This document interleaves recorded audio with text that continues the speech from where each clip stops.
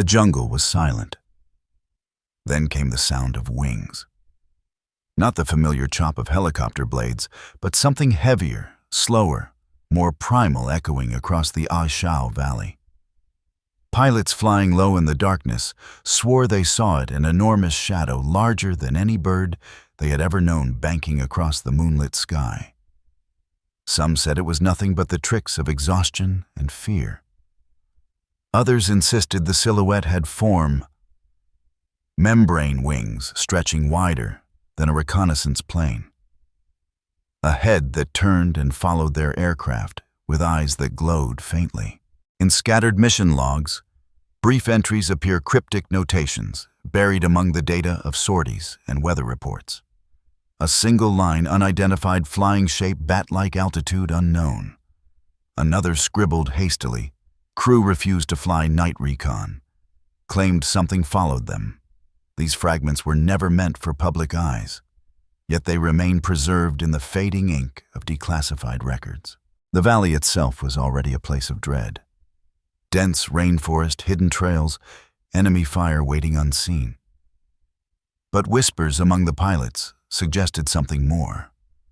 Something that belonged not to war, but to legend. In the heat of 1968, amid smoke and gunfire, they believed they had encountered a presence that defied explanation. And in those opening hours when the first reports were filed, no one could have known that the A Shau Valley would become remembered not only as a battlefield, but as a place haunted by wings. The year was 1968. A year already etched into memory for its chaos, its uprisings, its relentless battles.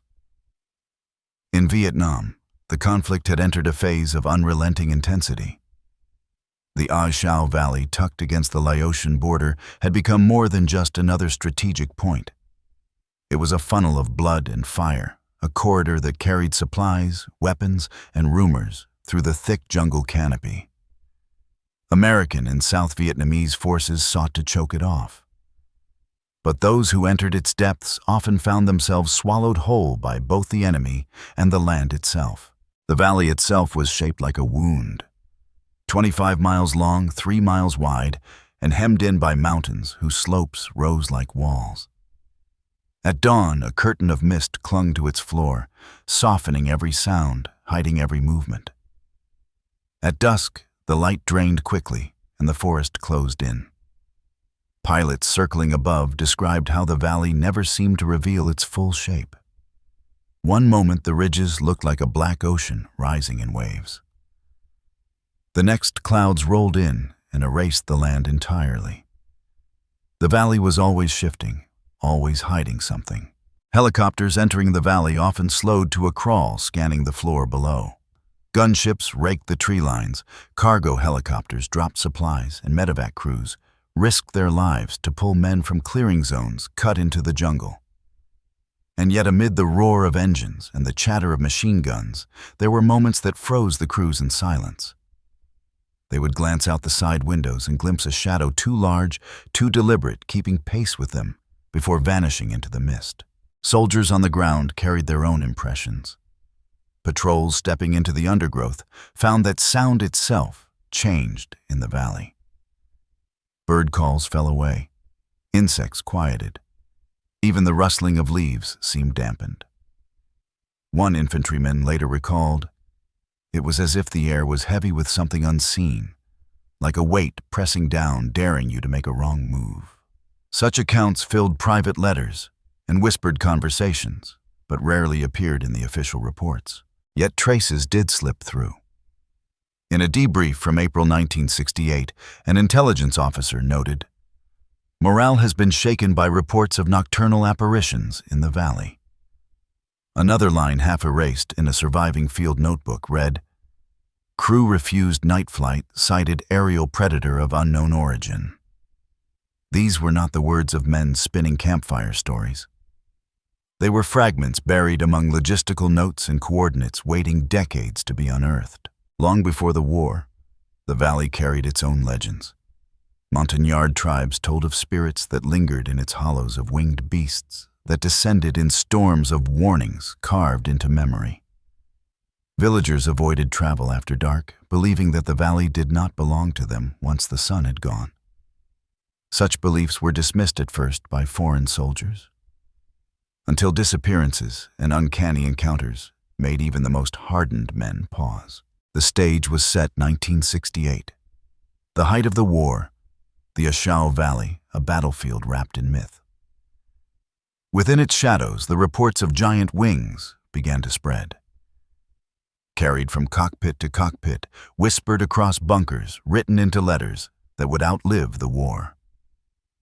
And in those reports, fact and folklore merged, leaving behind a story that defies simple explanation. The trail of official documents begins not with grand statements, but with fragments. Small entries buried in the endless paperwork of war. Mission logs from early 1968 hold the first traces short lines among coordinates, fuel notes, and target assessments. One entry from March reads simply, "Unusual aerial object sighted." Form uncertain, no hostile fire. On its own, it could be dismissed as error. But when viewed against the pattern of repeated sightings, the phrase stands out like a whisper in the din of war. Another record preserved in the margins of a routine weather briefing offers more shape bat-like silhouette observed, wingspan indeterminate, altitude undetermined. The words are clinical, drained of emotion, as if the officer transcribing them did not dare add interpretation. But the choice of bat-like a word out of folklore rather than aeronautics betrays the unease of the witness. It is rare for military language to abandon precision. Here it does so because nothing in their manuals matched what was seen. Declassified memoranda revealed tension between pilots and command. One file recounts a night reconnaissance mission over A Shau, where the crew refused to continue. The official phrasing was cautious. Crew declined sortie due to repeated nocturnal disturbances. But cross-referencing with the squadron's private diary adds sharpness. They said something pursued them, its wings wider than the aircraft. What in the language of bureaucracy was softened into disturbances had in the mouths of the men become a direct confrontation. Letters written home add another dimension. One navigator, his words now faded in blue ink, told his wife, "The valley is not only full of fire, it holds shapes that fly beside us. Twice now we have seen them. Once they glided at our altitude for several seconds before folding into the clouds. If I were alone, I would call myself a fool." But another man swore to the same vision. Such words, never meant for history, carry the raw texture of private fear. Another soldier stationed at Da Nang, but flying missions into the valley, confided to his brother, "I looked down and thought I saw wings opening in the fog.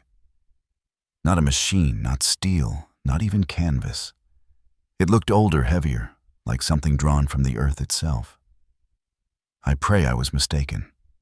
In the margins of war letters, often filled with routine longing and coded references to danger. Such passages appear like cracks in the soldier's armor, where something too uncanny to name broke through. Even the military press of the era carried faint echoes. The Pacific Stars and Stripes in mid-1968 printed a short column describing A Shau as a place where aircraft vanish in clouds and strange lights trouble crews. The choice of words was careful, avoiding direct mention of anything monstrous. Yet veterans later remembered the piece as confirmation that they were not imagining whispers, they were being noticed, if only in hints. Testimonies and after-action interviews add further threads. A radio operator recalled the pilot said he could hear it. Wings beating the air, heavy, deliberate. I only heard static, but the way his voice broke, I believed him. Another soldier in an evaluation filed under psychological state was summarized as believes in nocturnal entity interfering with missions. Restriction placed on night sorties. To see the phrase nocturnal entity typed into a military record surrounded by lines about fuel and ordnance is to feel the collision of two worlds, the bureaucratic and the inexplicable. As months passed, the pattern hardened. More and more crews quietly marked their logs with drawings of wings, crude sketches beside official numbers. It became an informal code shared among airmen who did not want to write words that might be dismissed or punished. The sketches varied. Some showed wings folded, some spread wide, some only a jagged silhouette. But they all testified to the same unshakable impression. Then came the singular disappearance. In late 1968, a helicopter and its crew failed to return. The documents filed the incident under enemy fire, fate unknown. But among pilots, a different whisper circulated that the valley itself had claimed them taken in a manner no bullet could explain. The lack of wreckage, the absence of radio distress, the silence of the jungle, all fed the growing unease. The incident, while never formally tied to any creature, became the cornerstone of a darker lore that would survive long after the war. What begins here is not yet myth, but the soil of myth. Official documents phrased with restraint, private letters trembling with unspoken dread, field interviews, catching voices that break in uncertainty, all combined to create a factual skeleton. Into that skeleton, folklore would soon breathe life, and the giant wings of the A Shau Valley would move from the shadows of reports into the realm of legend. Long before American aircraft thundered across its ridges, the A Shau Valley already breathed with superstition. Among the Montagnard tribes, the valley was not just geography, it was a living threshold. Elders told children that certain ridges were guarded by beings with wings, vast enough to cover the moon, that storms were their herald, and that mist was the shroud they traveled in. Hunters avoided certain clearings, explaining in hushed tones that these places remembered wings. The folklore did not describe these beings as animals, nor as pure spirits, but as something in between, a presence that lived at the seam of worlds, half seen, half feared. When American forces arrived, these stories slipped through the veil of translation. Interpreters later recalled how villagers refused to guide soldiers into the valley after dusk. That place belongs to others, they would say. To the locals, the valley was not abandoned. It was occupied by something invisible, yet sovereign. This refusal puzzled many officers at first, but when patrols vanished without trace and helicopters reported silhouettes in the fog, the villagers' warnings gained new weight. The soldiers began weaving their own layer of folklore almost immediately. Around campfires, while cleaning weapons or waiting for dawn, they told stories that mixed mission detail with shadows.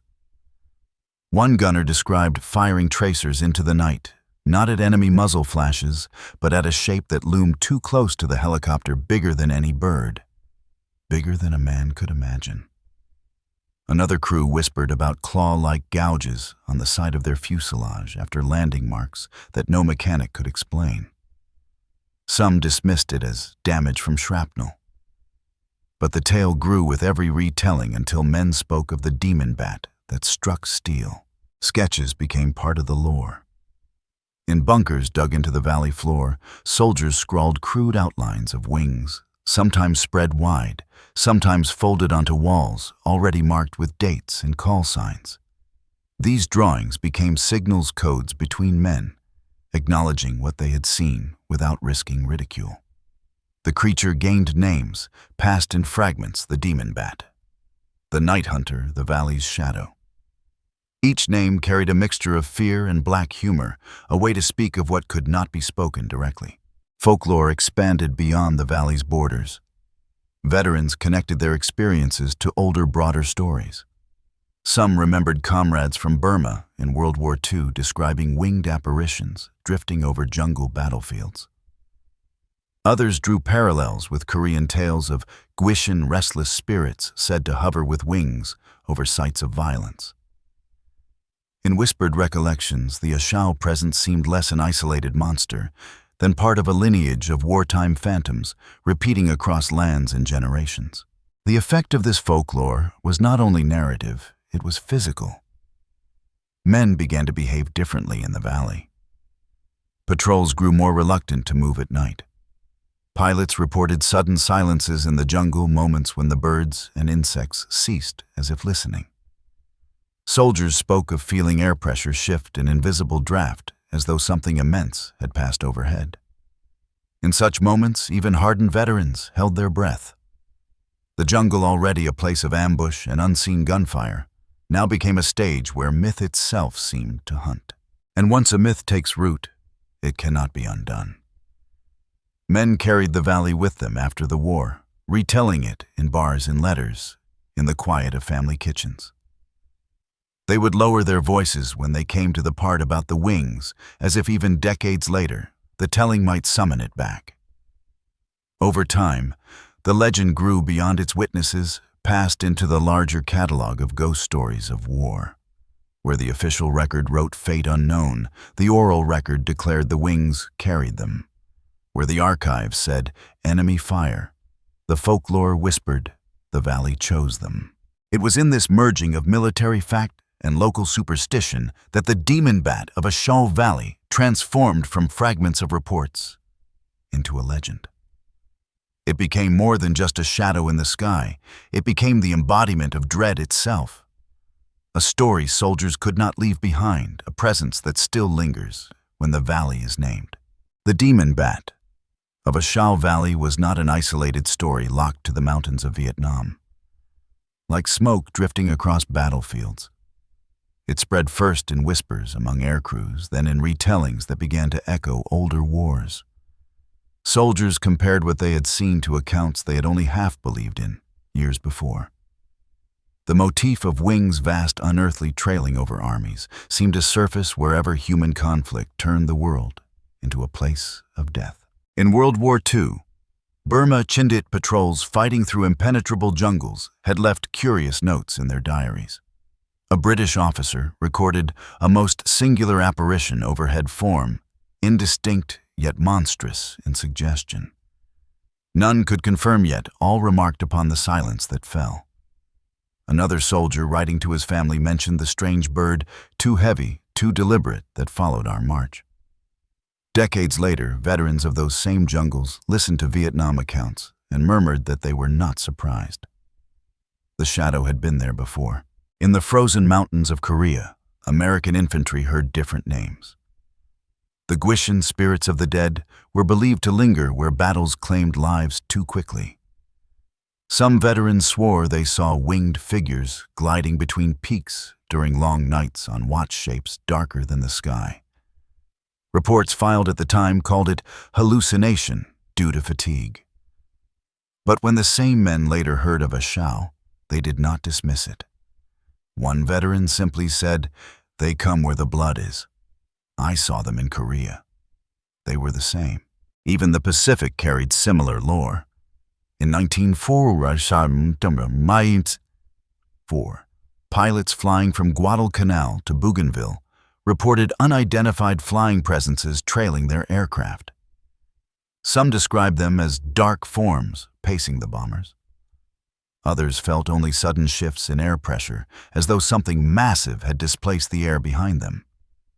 No one could identify them, and the reports were quietly filed away under atmospheric anomalies. Yet the motif remained ready to awaken again over Vietnam. And in wars far beyond Asia, the wings returned. In Afghanistan, patrols crossing high valleys in the early 2000s told of birds that never showed themselves fully. Shapes outlined against the stars, too slow to be jets, too vast to be hawks. The locals had older names, spirits of the mountains watchers that came when men brought blood into sacred places. The echo was uncanny. The same dread that haunted A Shau seemed to have migrated across time and terrain, finding new voices to retell it. The consistency of these reports raises a question. Are we witnessing folklore migrating from one war to the next, soldiers repeating stories they half remember?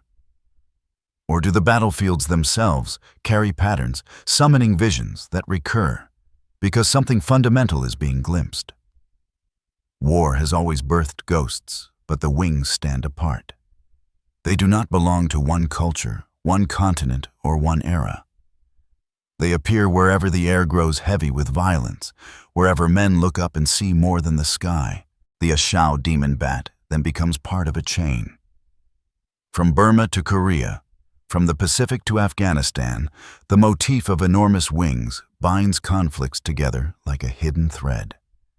Whether hallucination, superstition, or a phenomenon beyond our understanding, the recurrence cannot be ignored. The valley's legend is not unique. It is one verse in a chorus that has followed soldiers for generations. And so, as the reports from A Shau reached their peak in 1968 and 1969, veterans began to ask each other a chilling question. If the wings have always been here in every war, in every land, what are they waiting for? And why do they return whenever men march to battle? The climax of the A Shau story does not come in one clean explosion of revelation. It comes in fragments, in contradictions, in things half seen and half erased.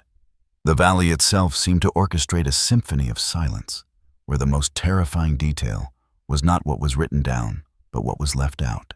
One of the most chilling cases remains the helicopter that never returned, filed officially as loss due to enemy fire, fate unknown. It was meant to be one more casualty in a war of attrition. Yet air crews who flew that same night swore they saw no rocket streaks, no tracer fire, no muzzle flashes on the ridges.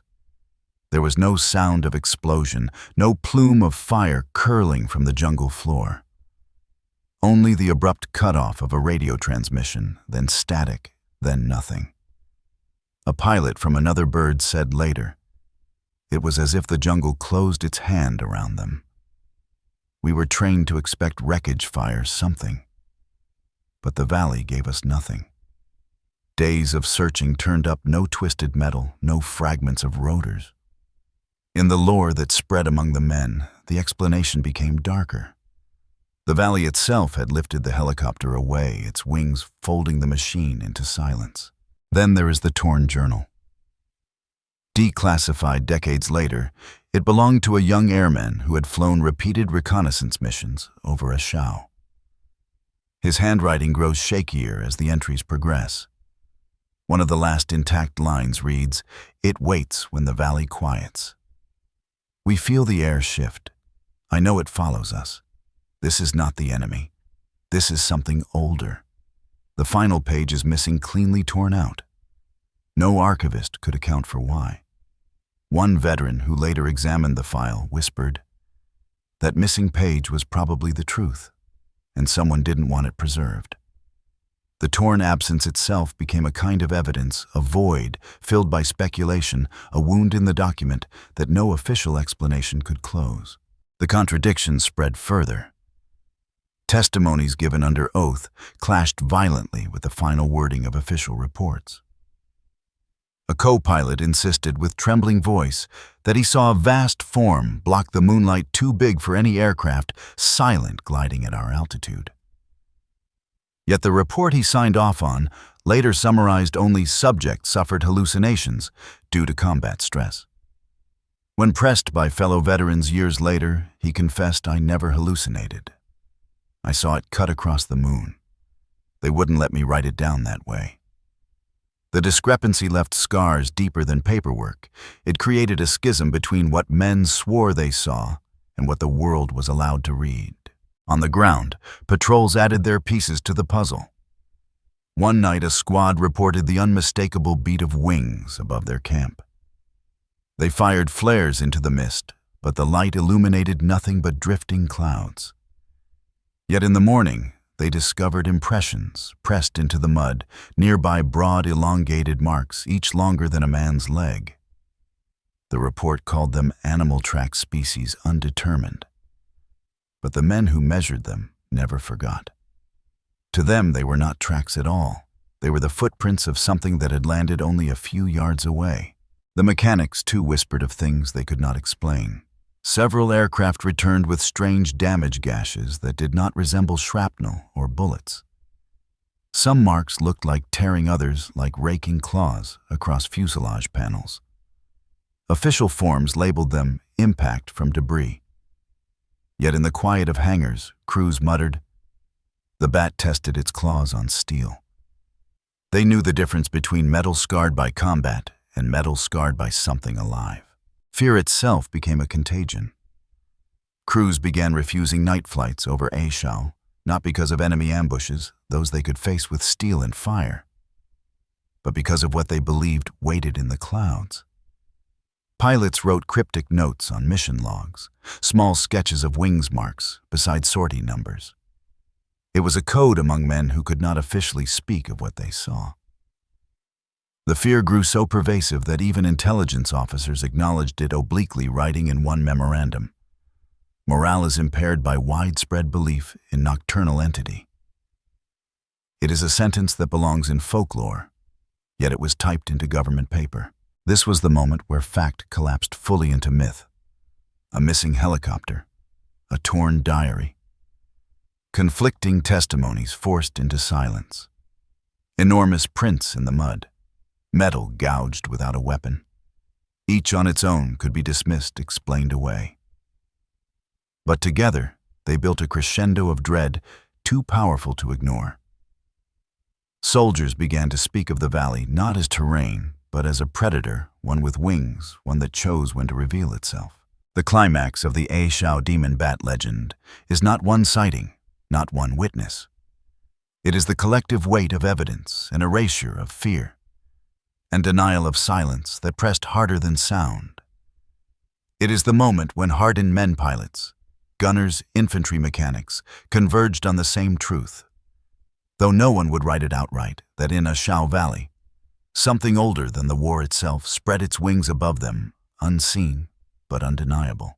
And once a legend reaches that pitch, where fact is smothered but whispers remain, it can never be buried. The valley became more than a battlefield. It became a maw of silence, a cathedral of wings, a place where men felt hunted by something that no war report could explain.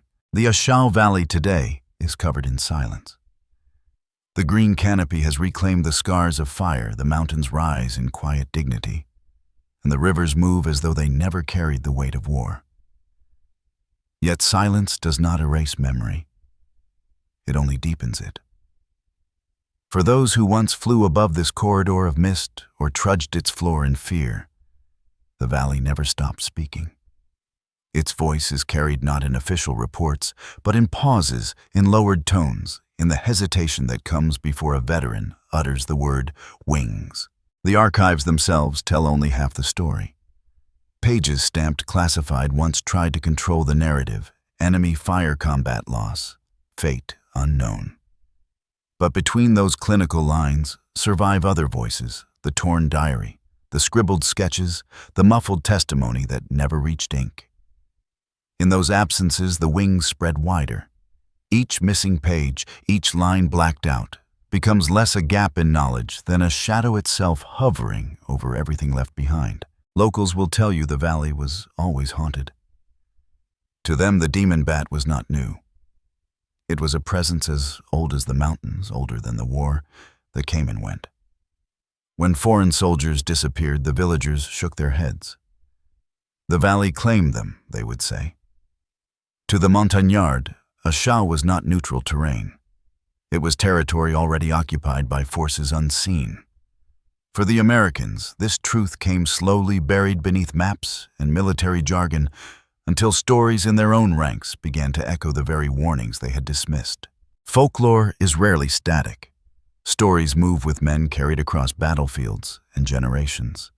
The demon bat of A Shau was soon linked by those who survived to tales of Burma's jungles, to the winged spirits of Korea's mountains, even to strange shadows in Afghanistan's valleys decades later. Each war seemed to produce its own shape of wings, its own murmur of being watched from above. Perhaps the stories are cultural contagions, or perhaps they are sightings of the same ancient presence shifting its hunting ground as war itself migrates. The most haunting part is not the sighting itself, but the aftermath. The helicopter that never came home. The journal torn before its final words could reach us. The tracks in the mud too vast to belong to any bird. The fuselage slashed with marks that no mechanic could explain. Each fragment is unnerving, but together they build something heavier. A body of absence, a presence made out of what was never fully admitted. A ghost not of flesh, but of omission. For the men who lived through it, the memory still tightens the throat. One pilot, decades after the war, admitted, "I don't know if it was real, but I know what I saw. I saw the moon split by wings. I can't explain it, and I won't try, but I saw it." Another said, "I never feared the enemy as much as I feared the valley itself, because the enemy you can fight. The valley you can only survive if it lets you." Their words are not entries in a logbook, but confessions. The legend endures because no one ever killed it. No bullet struck the wings. No wreckage was ever laid out in daylight. The absence became stronger than proof. And in that absence, the demon bat became eternal. For every soldier who walked away, there are a dozen who carried its shadow home. For every official report that erased it, there is a whisper that resurrected it. Standing today on the ridges of A Shau, you see only trees, mist, and the steady crawl of clouds. Nothing remains of the battles. Yet ask those who were there, and the valley transforms. The trees become walls of a cage, the mist becomes a curtain, and above it all, unseen but never forgotten, the wings hover still. So we are left with questions, not answers. What moved above the valley in those years of fire? Was it the fever of exhausted minds, a legend born from fear and superstition? Or was it something older, awakened by violence, summoned by the endless blood, spilled on that ground? If war calls ghosts to walk, perhaps it also calls things with wings to fly. The A Shau demon bat remains one of those mysteries that history refuses to seal. It is half fact, half folklore, entirely unsettling. It does not rest in archives, nor in books. It lives in the silence, before a veteran speaks, in the gap between fate unknown and what was really felt. It lives in the pause of the jungle, when the birds stop singing in the heavy hush of valleys, where men still march.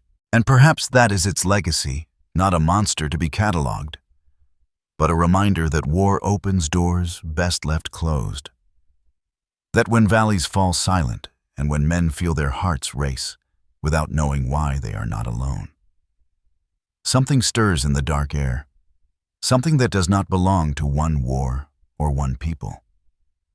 Something with wings that do not vanish even when the war itself fades into history. You have just heard another file from Warfront Archives. If you wish to follow more of these untold stories, half history, half haunting, remember to subscribe. Some mysteries of war are never buried.